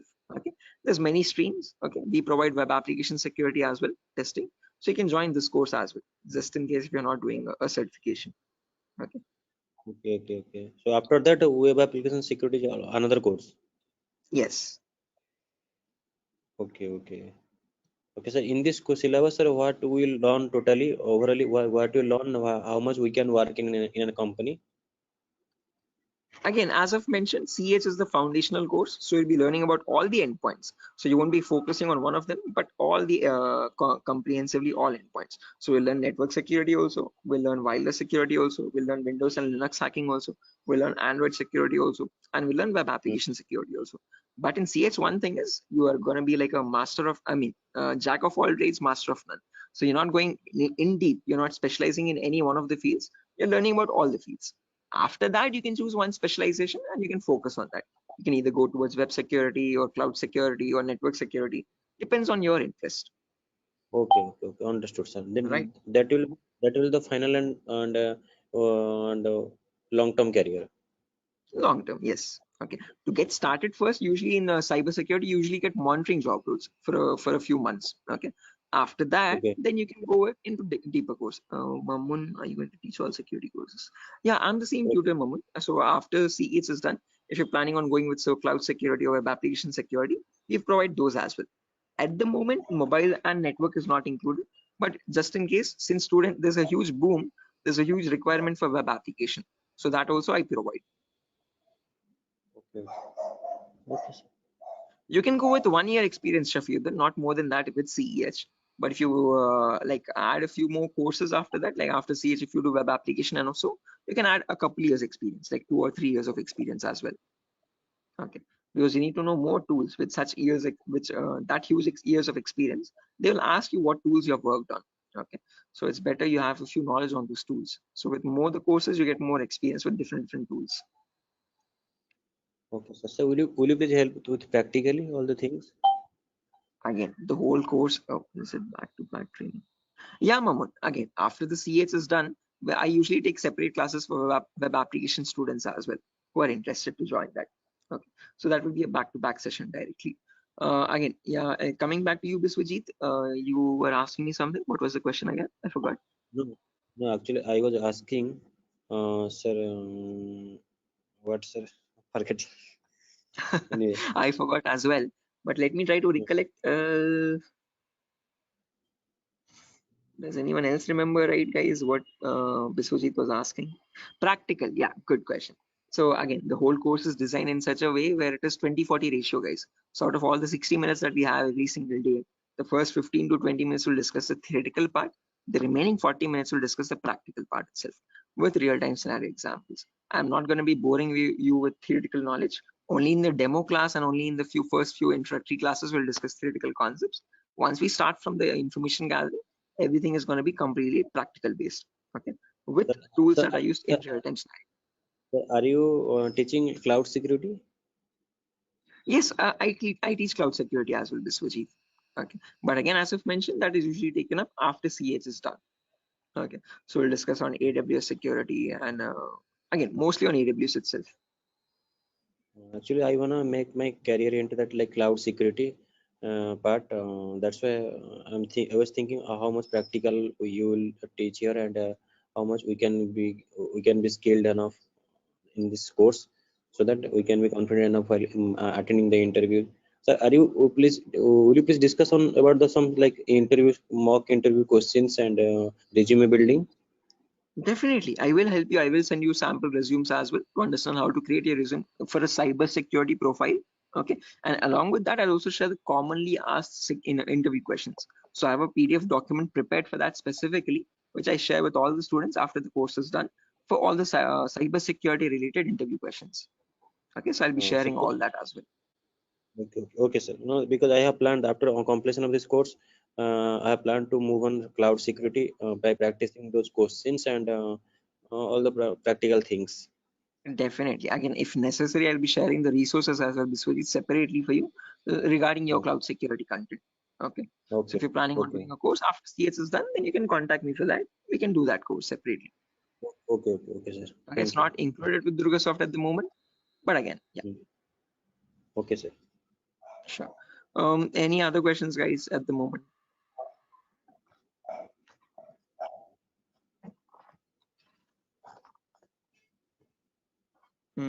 Okay, assuming there's no questions, guys, I'll be ending the session over here. And yeah, that was great interacting with you guys all, Biswajit, especially with you because you have asked a lot of questions. So I hope everything is clear and you have no more unresolved queries. Okay, and now I understood. I will follow that like recording also. If I got any doubts and demo sessions, I will ask you in the next class. Definitely, sure, definitely. Again, guys, if necessary, here's my contact number as well, 76800697768. If you have any technical queries, you can contact me over here.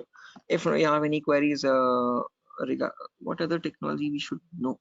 Again, Mamun, as I've mentioned, it's better to have Linux knowledge, Linux commands knowledge, and how to use a Linux operating system, and basic networking knowledge. What are IP addresses, what are IPv4, what are IPv6 addresses. If you do not know these also, as I've mentioned, all these are included in the course itself. So these are the prerequisites which are required. But again, I have included them in the course just in case if you're not familiar with them. Okay.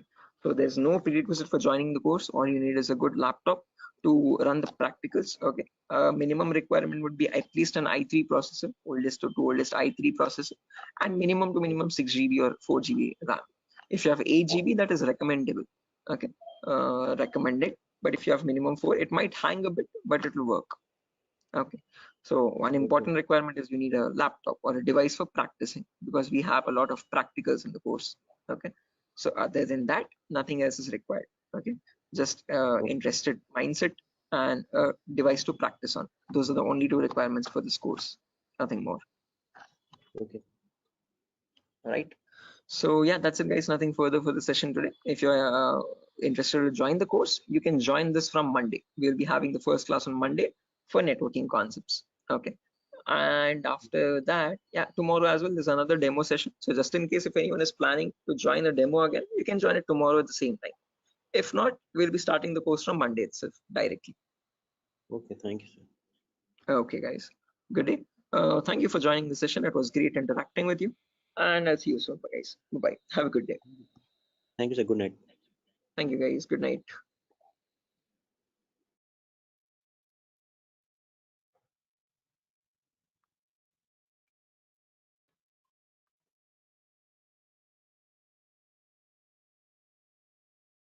Guys, can you see the screen now?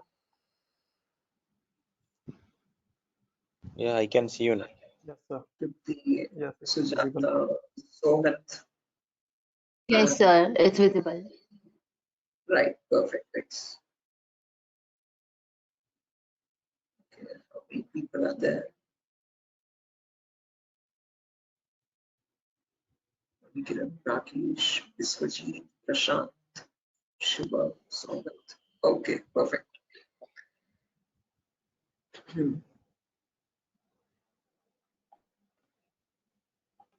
Okay, guys, let's get started with the session without any further. I am already a bit delayed in starting the session, so sorry for that, guys. I was stuck in a work. There was an issue with a security vulnerability actually with one of the organizations, so I was stuck with that. But anyways, let's get started with our class today. With our first session today will be on basic networking concepts. Before I get started, any issue with my audio or video? Anyone? Is everything fine? Can I proceed with Yes, the sir. class? No, actually, we are getting some like noise. a kind Oh, of there's some issue. background. Yeah, Yes, they're we not can call it not as a kind of issue. not clear, sir. 1 second. Thank you. 1 second. I'll just change my microphone. Just give me a second for that. Yes, yes.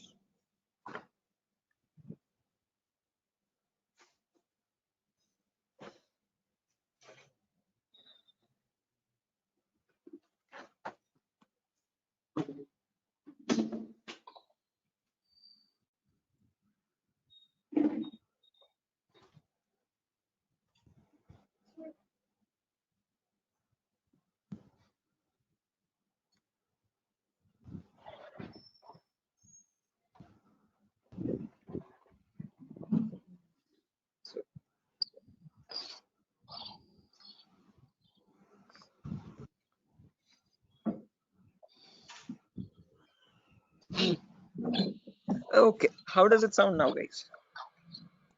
It is audible now. Yes, now it is It's clear. audible. Background disturbance, no kind of issues. Yes, yes. Perfect, perfect, perfect. Okay, guys. So let's get started without any further ado. So as I've mentioned, in today's class, we'll be going with basic networking concepts. We'll discuss what IPv4 addresses are. Okay. So before diving into IPv4 addresses, let's try to understand what a network is and what a host is. Now, these are very two simple words that you keep coming across every single day. Okay. A host is nothing but an information device. Okay. Any information device which is capable of communicating with other devices is known as a host. Okay. It could be a mobile phone, it could be a router, it could be a laptop, a personal computer, or any other device, an information device. Okay, which is capable of communicating with other devices. Now, when you have such devices connected to each other, okay, which can communicate with one another, that forms a network. Okay, so a network is a collection of hosts which can communicate with each other and transmit data. Now, just like how we humans communicate with one another, we have our respective names. Okay, I can address you by your name. You can call me by mine. okay, and we can communicate with one another. We have our unique identities, okay. Similarly, these information devices as well have their unique identities, okay. So when they communicate from one device, when it wants to send packet to another device, it has a unique address for each device, okay, and on that address they communicate with one another, and that address is known as the IP address, guys. IP stands for Internet Protocol. This was built by the US military late in the 1950s or 1960s, okay, and there was IP version 1, IP version 2, IP version 3. All these were unsuccessful attempts. They were you could say experimental. What successfully worked out was the IP version 4, and we are still using that in today's world also.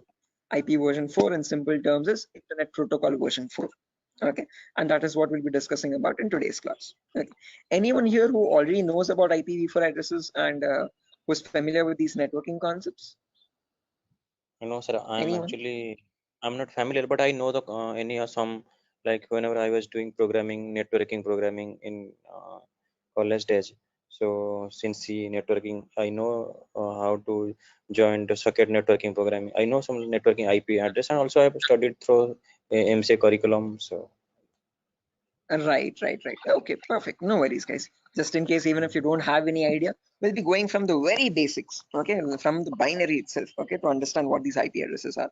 Just as a information question, I just wanted to know if anyone was familiar.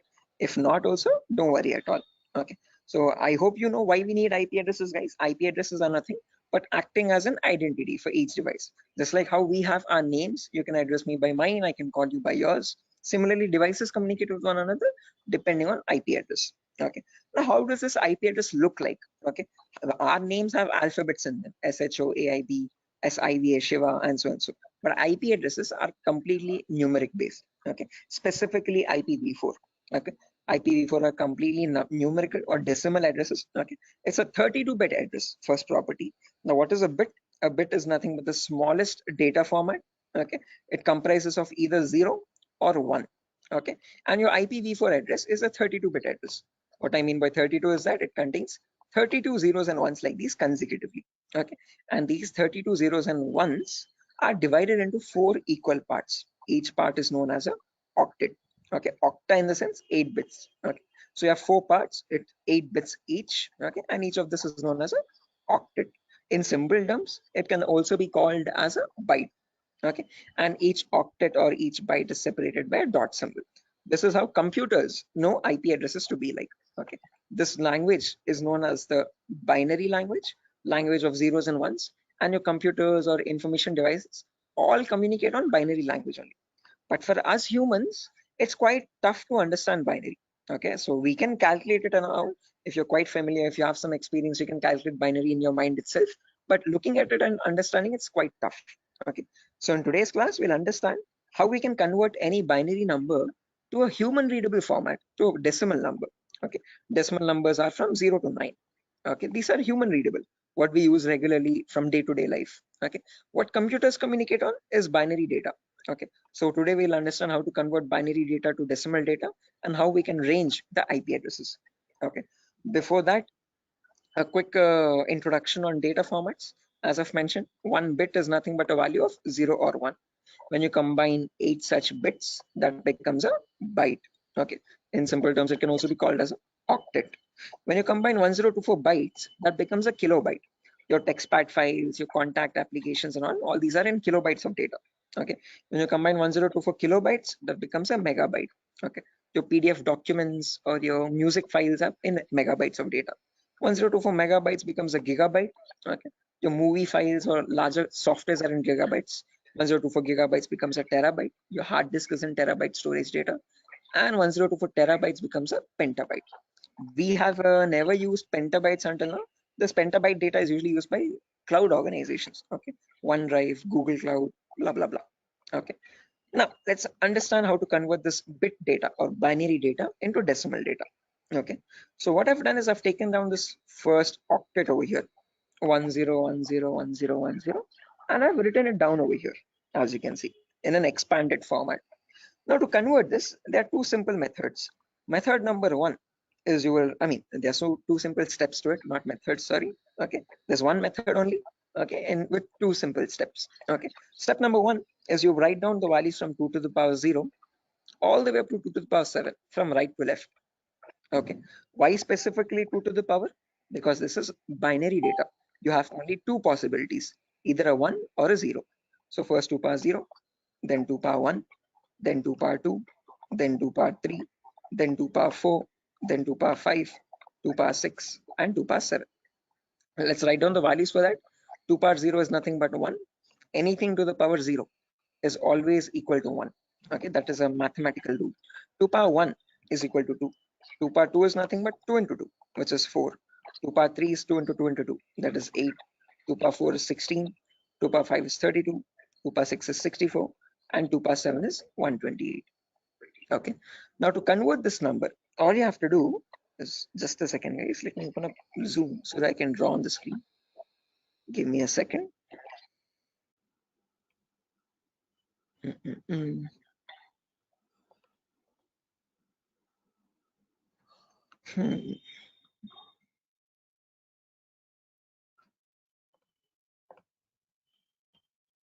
Right, perfect. So when you want to convert any number from binary to decimal, first things first, you have to write down these numbers. Then you multiply the lower number with the top one and add with the next one. As simple as that. Multiply, add, multiply, add, multiply, add. This goes on till the last step. Okay. So firstly, 2 power 0 into 0. Anything into 0 is 0 itself. So I've written 0 over here. Then 2 power 1 into 1. That is 2 power 1 is 2. As you can see, I've written the value over here. Into 1 is the value itself, 2. 2 power 2 is 4. 4 into 0 again, we have 0. 2 power 3 is 8. 8 into 1, 8 again. 2 power 4 into 0, 0. 2 power 5 into 1, 32. 2 power 6 into 0, 0. And 2 power 7 into 1, that's 128. Now when I add all this up, 128 plus 32 plus 8 plus 2, that becomes 170. So when we humans read the number 170, the computer does not understand it like 170. It understands it like 10101010, something like on signal, off signal, on signal, off signal, on signal, off signal, on, off, like that 4 times. Okay. So is this clear, guys? Any questions or doubts up to this part? Like how we have converted this binary number to a decimal number? How we know that 170 is equal to 10101010? Any questions for anyone? Again, guys, if you have any questions or doubts, please feel free to raise your hand or let me know. You can interrupt me at any certain point. Okay, no issues at all. If you want me to repeat a concept also, please do let me know. I will repeat it as many times as you want. Okay. So guys, any questions up to this part? How we have converted this binary number to a decimal number? Shiva, Sujata, Bharati, Tripti, Vidyadhar. Who else is there? Hello. Biswajit, Chaudhary, Prasad. Hello. Yeah, Biswajit. Sir, you spoke about binary to decimal conversion. Sorry, decimal to binary conversion. Am I right? No, binary to decimal. I've converted Binary. this number 10101010 to So decimal number 170. all the numbers was converted into binary as decimal. All the binary number is converted into decimal 170. Right. This specific number 10101010. Okay. How did we do that? We wrote down these numbers 2 power 0 all the way up to 2 power 7. Multiply the lower number with the top one and add with the next one. Multiply and add, multiply and add, multiply and add. And that's how I got the final result as 170. So this 170 in binary is equal to 10101010. Right. Is this clear, Biswajit? Yes, I am clear. I know and I clear. Perfect. If everyone has understood this, guys, I have another number over here, as you can see, 01011010. Can everyone convert this value and give me the answer for that? Take your time. You have the table over here as well. Okay. And as I've mentioned, you need to multiply the row number with the top one and just go with the next. Multiply and add, multiply and add. Okay, take your time, guys, and let me know.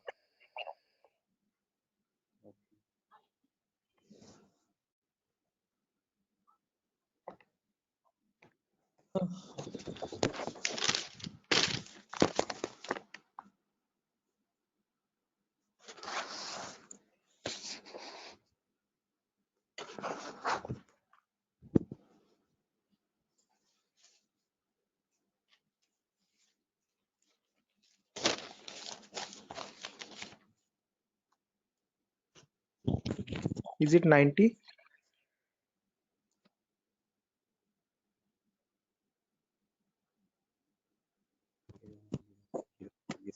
Should be 90. Correct answer, guys. 90 is the correct answer. Anyone else? Sir, are you going to provide us this text file also, or like we have to take notes in means No, handwritten notes? definitely. I'm gonna give this file at the end of the class. I'll take down all your email addresses, and on your email, I'll send this document directly. You don't need to take any separate notes, guys. I'm gonna send this document file. Just in case, as the class goes on, if you want to take down any running notes to note down any important points also, you can. Okay, but all these documents, all these notepad files will be given to you directly. Okay, so yeah, guys, I've received a correct answer from a lot of people over here. Again, as I've mentioned, just multiply the lower number with the top one and go on till the last. So this will be 2 power 0 into 0 plus 2 power 1 into 1 plus 2 power 2 into 0 plus 2 power 3 into 1, like that till the end, 2 power 7 into 0. Okay, to anywhere you have 0 over there, 2 power 0 into 0, just put that 0. 2 power 1 into 1, that's 2. 2 power 2 into 0, that's 0. 2 power 3 into 1, that's 8. 2 power 4 into 1, that's 16. 2 power 5 into 0, that's 0 again. 2 power 6 into 1, 64. And 2 power 7 into 0, 0. When you add all that up, 64 plus 16 plus 8 plus 2, you get the number 90. Anyone over here who has not got the number 90, guys, please do not feel shy. Again, if you're getting all the right answers, you're doing much great than me. In my first day, I could not solve this at all. Okay, I was a very dumb guy. So please, no shame in that. Okay, it's completely fine. Okay, because you need to get this concept very right in order to proceed with the further concepts. If you're failing at this one, it's gonna get a bit complex further down the lane. Okay, so any questions on this part, please do not hesitate to let me know. Okay, assuming everyone has got this right. With the other, yeah, exactly. The reason I'm showing you all this is to understand the range of IP addresses now. That's a great question. I was about to ask you. Again, I tell you myself, like in a real-time scenario, you would never have a necessity to convert a binary number to decimal or vice versa. But the reason why I'm showing you this is so that we can understand the whole range. So if you remember, I've told you, IPv4 addresses are 32-bit address. Okay, so in that 32-bit address, if I wanted to get the first IP address, all I have to do is put all zeros everywhere. Okay, now when you put all zeros everywhere, when you convert that, you get the final IP address as 0.0.0.0. Okay, but if you want to get the last IP now, you have to put all ones everywhere. Okay, in all the octets I've put all ones. So when I convert that, now there will be 2 power 0 into 1 plus 2 power 1 into 1 plus 2 power 2 into 1 all the way up to 2 power 7 into 1. So that would be 1 plus 2 plus 4 plus 8 plus 16 plus 32 plus 64 plus 128. So that is how you get the number 255. Okay, so the last IP in the IPv4 range will be 255.255.255.255. You will never have a number above 255. The reason being, now you know, because when you convert from binary to decimal, the maximum number you can get is 255 only. So you can never have an IP address like 300.250 or 700.150, something like that. Okay, that's an invalid IP. Okay, whatever IP addresses you have, those numbers will always range between 0 and 255. Okay, is this clear, guys? Everyone, why only specifically 255? Yes, yes. Any questions up to this part? Perfect. No, this is Now the maximum. Yeah, guys, was someone asking a question? No, I just asked you. This is the maximum IP address to be connected, and maximum host to be connected.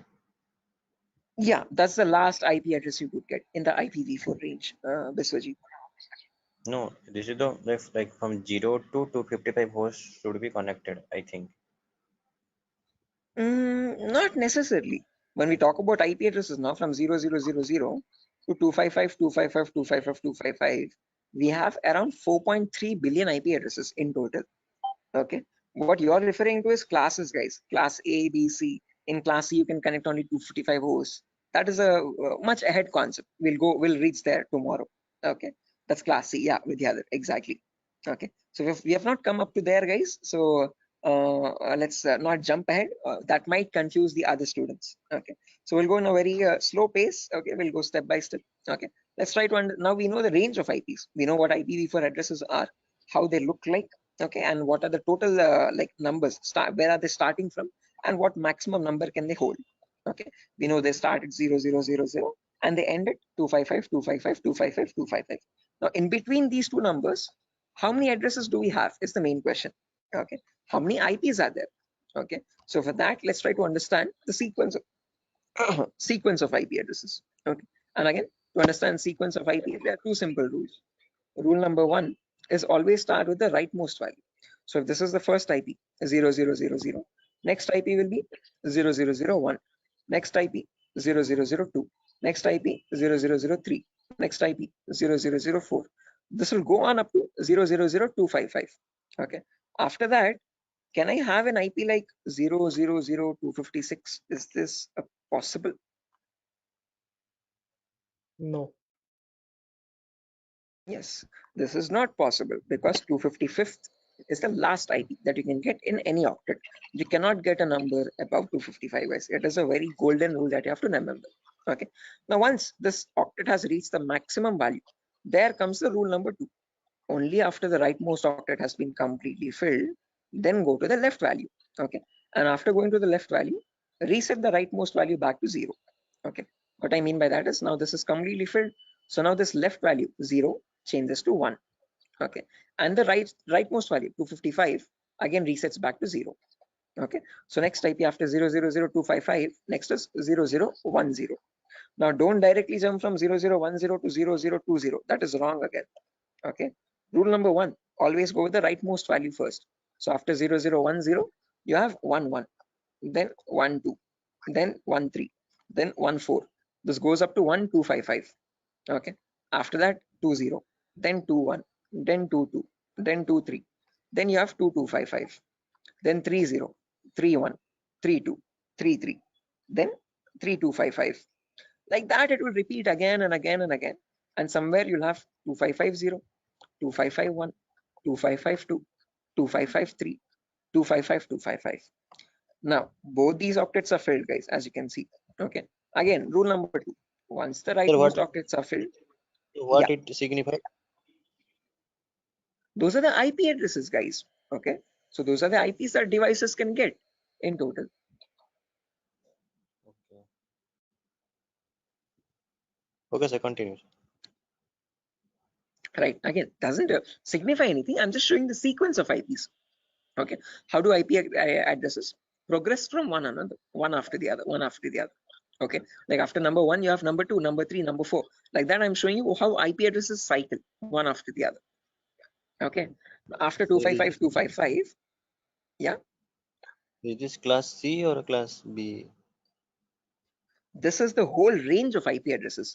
We have not come to classes, so forget that classes exist for the time being. Okay, I have not discussed what classes are. Okay, I have not discussed. I have not brought up the word class. Okay, so for the time being, just forget the word called class. When I come into it, then get reminded of it again. Okay, Biswajit, do not confuse yourself. I am right now just telling you how IP addresses progress from one after the other. Okay. So I'm just telling you what is the first IP. After that, what is the next IP? After that, what is the next IP? After that, what is the next IP? As simple as that. Okay. So after 00255, now this is completely filled. This is also completely filled. So now this 0 changes to 1. So after that 0100, 0101, 0102, 0103. Then you have 10255. Then after that, this 255 becomes 0 and this 0 changes to 1. So 110, 111, 112, 113, 11255. Like that, the cycle repeats again and again and again. And somewhere you'll get 01 255, 255. Just like how we had 0, 0, 255, 255, you have 0, 1, 255, 255. Then after that, from 0, 2, 0, 0 to 0, 2, 255, 255. 0, 3, 0, 0 to 0, 3, 255, 255. Like that. 0, 255, 0, 0, 0 to 0, 255, 255, 255. Now, whatever cycle repeated from the first IP 0, 0, 0, 0 till the IP 0, 255, 255, 255, same cycle again repeats from 1, 0, 0, 0 to 1, 255, 255, 255. Same repeats from 2, 0, 0, 0 to 2, 255, 255, 255. Same from 3, 0, 0, 0 to 3, 255, 255, 255. Finally, from 255, 0, 0, 0 to the last IP 255, 255, 255, 255.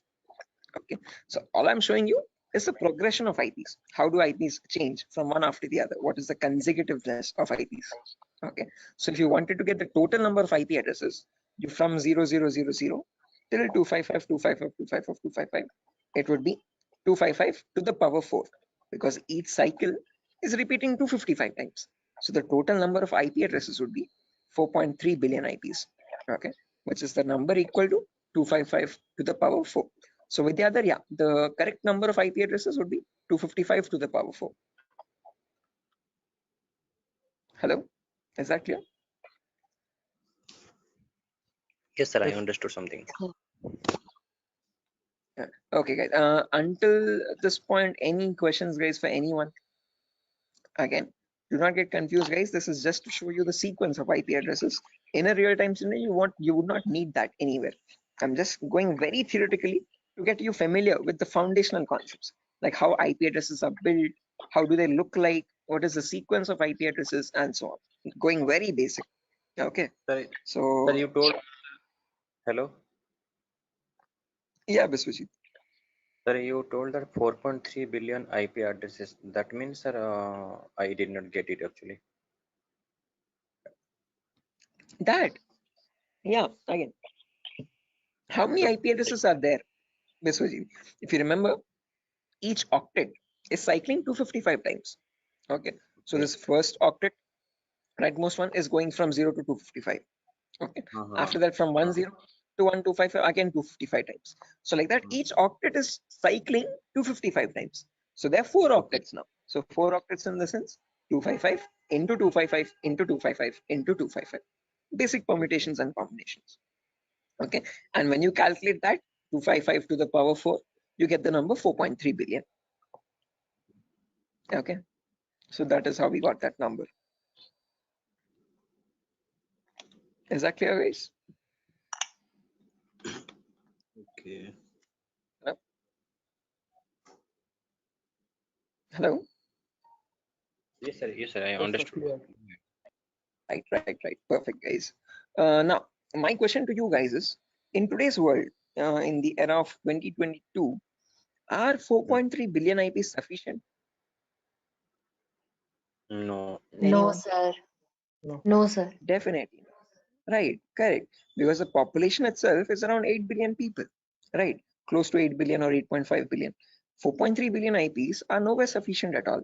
Okay. Again, each person might use multiple devices in the network also. Okay. So that is why, to come up as a solution, they made these IPs into 2 different parts. Okay. Solution number 1 was they divided these IPv4 addresses into again 2 categories. One, something is known as public IPs, and there's another category called private IPs. Okay. This categorization, okay, or division of IPv4 into public and private IPs is known as NATing, network address translation. Okay, when they knew that this solution is also not working out, this might also still cause the IPs to go extinct, then they came up with another set of IP addresses known as the IPv6 address, guys. Okay, so not just IPv4, there's another version as well called IPv6 address, and these are 128-bit addresses. What we are seeing until now is just a 32-bit address. 128 in the sense 4 times the size, bit length size of IPv4. Okay, but in that you have trillions and trillions of IPs. Okay, not billions, but trillions. Okay, so we'll discuss IPv6 on a later date. Okay, but in today's class, we'll end it with public and private IPs. So let's try to understand what these public IPs are and private IPs are. Okay, so public IPs are the IPs given to you by your internet service provider. So in our home, we might have different broadband connections. You could be using Act FiberNet or Airtel or Tata Docomo or BSNL. All these people are providing you the service of internet. Hence, they are known as ISP, internet service providers. Okay, they give you access to the internet by giving you a public IP. Okay, so to your home, you might have a router. Okay, that router might be getting a wire from the outside. Okay, that outside wire, that cable is nothing but giving you the public IP. Okay, so if you want to check your public IP, you could just go to the browser, and in the browser you could just search what is my IP. What is my IP? And from that you can find, you get an IP address over here. If I click on the first link in the browser, you can see I'm getting my FiberNet from Act Fiber Beam. My location is Peddawalter, Andhra Pradesh, Vishakhapatnam. Okay, so this is my public IP. This is the IP I'm using from my ISP to access the internet or to take the Zoom session. Okay, locally in my network, now I have multiple devices. I have my phone, I have my laptop, I have my smart TV, I have my smartwatch, and so on. So these devices internally or locally also need IP addresses. What they use in a local network, in an intranet, is known as a private IP. So private IPs are the IP addresses provided locally in a network. Okay, so this can be given manually by you, by the network admin, or they can be given automatically as well from a DHCP server. Now, don't worry what this DHCP server is. We'll discuss about it in tomorrow's class. But one important thing to note is public IPs are used for connecting to internet. Private IPs are used in a local intranet. Intra is nothing but a local network, a small indigenous your house network or home network. Okay. So if I just draw this out to show you much clearly, let's say over here, this is my ISP. I hope the drawings are visible, guys. This could be my ISP, internet service provider. Okay, and I have my house over here in Vishakhapatnam somewhere. Okay, in my house I have multiple devices. I have my phone, I have my laptop, I have my smart TV, and I have my Wi-Fi router also. Okay, this router is getting a connection from the ISP outside externally. Okay, this is nothing but my public IP. Okay, this is the public IP part. Oh, sorry, public IP. Okay, on the intranet locally. Now these devices, every device will be connected to the router internally. Okay, by giving the correct Wi-Fi router password. Okay, and these devices will get the private IPs. Okay, my phone will get one private IP, my laptop will get a different private IP, and my smart TV could be getting a different private IP. Each of them will be unique in a local network. Okay, so this is where public IPs come into play, and this is where private IPs are used in a local network. Is this clear, guys? Any questions up to this part theoretically? Hello? Public ISP, private. Okay, sir. Any questions, guys? Sir, actually, internet, just Yeah, internet is what you connect to the World Wide Web. Okay, whenever you're opening up your browser and connecting to any public website, okay, that public website is nothing but the internet facing site. Okay, your google.com or your yahoo.com, youtube.com, all these are the public addresses. Okay, private IPs are the local IPs. So your inside home network is a private IP network, and that private network is known as the intranet. Okay, and this is the intranet, INTRANET. Okay, intra is nothing but local network, and this is the internet. Okay, is this clear, guys? Sir, Any I questions have or a doubts up to this? question. Yes, please go ahead, guys. Sir, why they have been given private IPs? Like they are also connected with internet somewhere around. Okay. So like why they have been given private IPs? They should be public, right? Which ones? I didn't get your point. Who's Like asking the question, guys? the devices which are in the home, they are in private IP, right? So somewhere Yeah. around they are also in connection with the ISP. So they should be Okay. public, They should also be public. Yeah. So good question, Tripti, I guess. So whenever now let's notice over here. Let's say I have one phone over here, and I have my laptop over here. Okay, let's say my brother's using my phone at the moment. Or let's say this is my phone. I'm browsing Facebook from my phone. My brother is using his laptop and he's also browsing Facebook. Okay. Now each of them, when they want to connect to the internet, okay, they will use the public IP. One, let's say this public IP is something like let me draw this out. Yeah, annotate. Let's say over here, my public IP is something like 1.2.3.4. Okay. Now, whenever we want to connect to facebook.com, we will use our public IP that we are getting from our ISP 1234. And using that IP, we will go and contact Facebook. And from Facebook, we will load our pages, internet or our Facebook feed or whatever it is. Okay. Now, let's say I am also browsing Facebook. My brother is also browsing Facebook from the same public IP. Now, how does Facebook know how to send my data to my phone exactly and my brother's data to the laptop or computer he is using? Okay, up to public IP, it will reach a router. But from the router, how does the router know which is the device which is holding my phone and which is the device which is holding my brother's laptop? That is where private IPs come into play. Okay, because my phone has a unique private IP where I have my account and my brother's laptop has his own unique private IP where that system has its own private unique address again. Okay, so private IPs are used to identify a device in a local network and send the packets exactly to that device. Are you getting the point, Tripti? Yes, sir. Got it.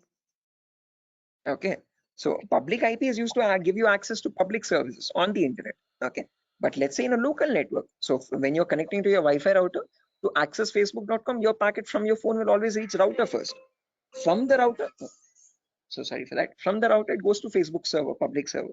But when it is coming, when the response is coming back, it comes to router with the public IP. From that public IP, how does it know where to go? How does it know which device to connect? Because in your same Wi-Fi network, there can be many devices, multiple devices at the same time, right? For that local network connection, there is where we'll be using the private IPs, importantly, in a local network to give identity to each device in a local intranet private network. Is that clear, guys? Yes, sir. Right. Sir, I have a Perfect. question. Yes. Sir, can we change a private IP address by ourselves? Yes, you can. Private IPs are in completely your control, and you can modify them according to your choice.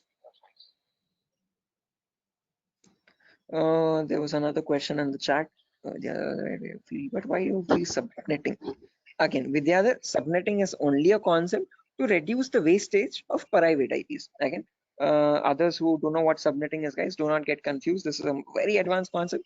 We don't need to go into that depth of networking.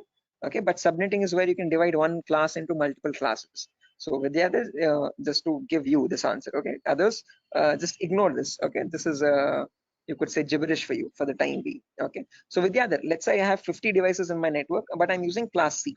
Okay, so now if I have my let's say in my organization there are two departments, one is accounting and one is sales. Okay, accounting needs 50 IPs, sales needs 50 IPs. Okay, the smallest class I can use is class C address, but in class C we can connect 255 devices. So if I remove 50 IPs from that, remaining 150 how many remaining 205 IPs are going wasted over there. So what I can do is I can break that class C into much more smaller subnets. Okay, so I can make it into two subnets where in each subnet I have again 122 devices. Okay, if I want, I can break that into 4 subnets again, where each will have again 64 IP addresses.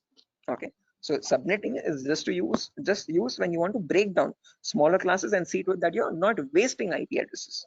Okay, so what I can do is I can break this class C into 4 subnets. Okay, with each 62 devices each. Yeah, with the other. Sir, actually, I have a question that it is not correct or that we are saying that we are wasting IP addresses or anything else, because sir, we are we have many IPs. We can use it. You can, you definitely can. Okay, but just to So not get confused, let's say. addresses are wasting. Sorry. Well, let's say Sir, you have 250. You have yes, 250